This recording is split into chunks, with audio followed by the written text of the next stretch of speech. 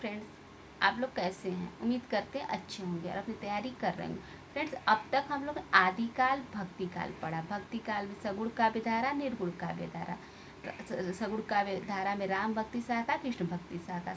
निर्गुण काव्य धारा में संत साहित्य, सूफी साहित्य को पढ़ा। आज हम लोग रीतिकाल पढ़ेंगे, तो आइए रीतिकाल पढ़ते हैं। रीतिकाल, आइए पहले हम लोग रीतिकाल को थोड़ा समझते हैं।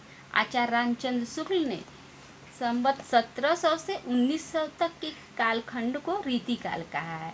मध्यकाल को जिन दो कालखंडों में बांटा गया है उनके नाम है पूर्व मध्यकाल और उत्तर मध्यकाल। पूर्व मध्यकाल को भक्तिकाल और उत्तर मध्यकाल को रीतिकाल कहा जाता है। भक्ति काव्य धारा में अनुभूति जहाँ प्रमुख तत्व थी, वहीं रीति काव्य धारा में अभिव्यक्ति महत्वपूर्ण हो गई। कबीर तथा सूर जैसे संतों ने अनुभूति को महत्वपूर्ण माना।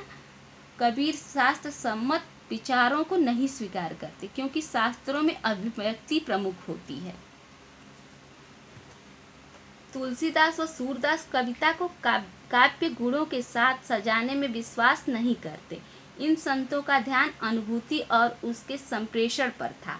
इसके विपरीत रीतिकाल के कवियों ने अभिव्यक्ति पक्ष को वरीयता दी। केशवदास ने अभिव्यक्ति पक्ष का वकालत करते हुए कहा है, भूषण भिन्न विराजई, कविता बनिता मित।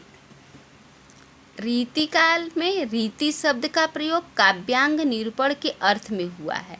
ऐसे ग्रंथ जिनमें काव्यांगों के लक्षण एवं उदाहरण दिए जाते हैं रीति ग्रंथ कहे जाते हैं। आचार्यों ने इसे रीति के अतिरिक्त अन्य कई नामों से अभिहित किया है। भामा और दंडी ने रीतिकाल को मार्ग कहा है। उद्भट, मम्मट और जगन्नाथ ने वृत्ति कहा है। तथा आनंदवर्धन ने संघटना नाम दिया है। वामन ने रीति को विशिष्ट पद रचना कहा है। क्या कहा है? विशिष्ट पद रचना। पेपर में पूछ देता है कि विशिष्ट पद रचना किसने कहा है, तो वामन ने कहा है। संघटना नाम किसने दिया है, तो आनंदवर्धन ने दिया। इसको हम लोग याद रखेंगे। रीतिकाल का नामकरण। मिश्र बंधुओं ने रीतिकाल को अलंकृत काल कहा है।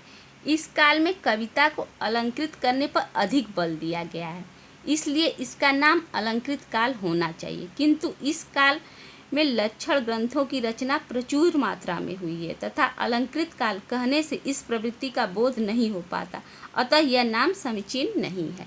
रामचंद्र शुक्ल ने रीतिकाल को रीतिकाल कहा है। विश्वनाथ प्रसाद मिश्र ने रीतिकाल को श्रृंगार काल कहा है। श्रृंगार काल कहे जाने के पक्ष में यह तर्क दिया गया है कि इस काल के कवियों की व्यापक प्रवृत्ति श्रृंगार वर्णन की थी, किंतु श्रृंगारिक कवियों ने भी काव्यांग निरूपण की ओर रुचि दिखाई है। ऐसी स्थिति में केवल श्रृंगार काल कहने से रीतिकाल की संपूर्ण कविता का बोध नहीं हो पाता। रमाशंकर रसाल ने रीतिकाल को कला काल कहा है और डॉक्टर रामकुमार वर्मा ने इस रीतिकाल को काव्यकाल कहा है। इन दोनों नामों का, कला काल तथा रामकुमार वर्मा ने काव्यकाल का, इन दोनों का नाम उचित नहीं माना जा सकता, क्योंकि रीति मुक्त धारा के कवियों ने कलात्मक प्रयोग से रचनाएं नहीं लिखी, बल्कि अनुभूति पक्ष को बल दिया है। लोचन ने रीतिकाल को अंधकार काल कहा है। रामचंद्र शुक्ल का रीतिकाल नाम ही सबसे अधिक प्रसिद्ध है। आचार्य रामचंद्र शुक्ल ने कालों का नामकरण प्रधान प्रवृत्ति के आधार पर किया, अतः रीति की प्रधानता के कारण इस काल का नामकरण उन्होंने रीतिकाल किया है। इनका तात्पर्य पद्धति, शैली और काव्यांग निरूपण से है। रीतिकाल को यौवन की रमणीयता का काव्य भी कहा जाता है। नलिनी विलोचन शर्मा ने रीतिकालीन काव्य को भारतीय मनीषी की हासकालीन प्रेम कहा है। क्या कहा है? भारतीय मनीषी की हासकालीन प्रेम कहा है। इसको हम लोग याद रखेंगे। रीतिकाल का प्रवर्तक। कालक्रम की दृष्टि से रीतिकाल के प्रवर्तक कृपाराम की हिततरंगिणी को माना जाता है, जिसका रचना 1541 ईस्वी में हुई है। व्यक्तित्व की समृद्धि की दृष्टि से केशवदास को रीतिकाल का प्रवर्तक माना जाता है, जिनकी रचना कवि प्रिया और रसिक प्रिया को माना जाता है। अविरल परंपरा की दृष्टि से चिंतामणि त्रिपाठी को माना जाता है, जिसका रचना है रसविलास और श्रृंगार मंजरी।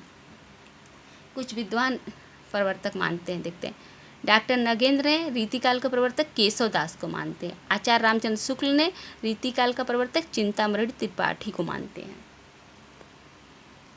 आचार्य विश्वनाथ मिश्र ने रीतिकाल को 3 भागों में बांटा है, रीतिबद्ध, रीतिसिद्ध और रीतिमुक्त।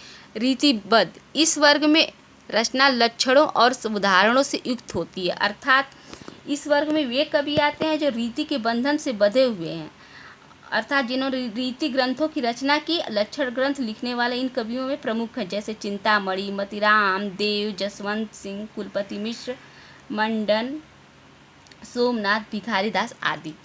रीति सिद्ध, रीति की बधी परिपाटी के अनुकूल स्वतंत्र काव्य रचनाएं। अर्थात इस वर्ग में वे कवि आते हैं जिन्होंने रीति ग्रंथ नहीं लिखे, किंतु रीति को की उन्हें भली भांति जानकारी थी, वे रीति में पारंगत थे। इन्होंने इस जानकारी का पूरा उपयोग अपने काव्य ग्रंथों में किया। इस वर्ग के प्रतिनिधि कवि हैं बिहारी। रीति मुक्त, इस रीति परंपरा की साहित्यिक रूढ़ियों से मुक्त रचनाएं। अर्थात इस वर्ग में वे कवि आते हैं जो रीति के बंधन से पूर्णतः मुक्त हैं, अर्थात इन्होंने काव्यांग निरूपण करने वाले ग्रंथों, लक्षण ग्रंथों की रचना नहीं की तथा हृदय की स्वतंत्र वृत्तियों के आधार पर काव्य रचना की। इस कवियों में प्रमुख है घनानंद, बोधा, आलम ठाकुर। रीतिकालीन कवियों के अन्य दो वर्ग, सर्वांग निरूपक और विशिष्टांग निरूपक। आइए इनको देखते हैं। सर्वांग निरूपक में वे कवि आते हैं जिन्होंने काव्य के समस्त अंगों जैसे शब्द शक्ति, रस, गुण, दोष, अलंकार, रीति, छंद आदि का विवेचन अपने ग्रंथ में किया है।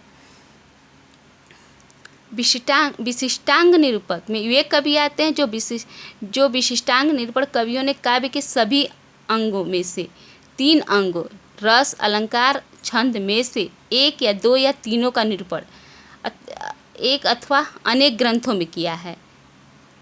फ्रेंड्स, अब अगली वीडियो में रीतिकाल, रीतिबद्ध कवि, रीति सिद्ध कवि, रीति मुक्त कवियों को देखा जाएगा। चलिए, अगर वीडियो अच्छी लगी हो तो लाइक, सब्सक्राइब और अपने दोस्तों में शेयर करिएगा।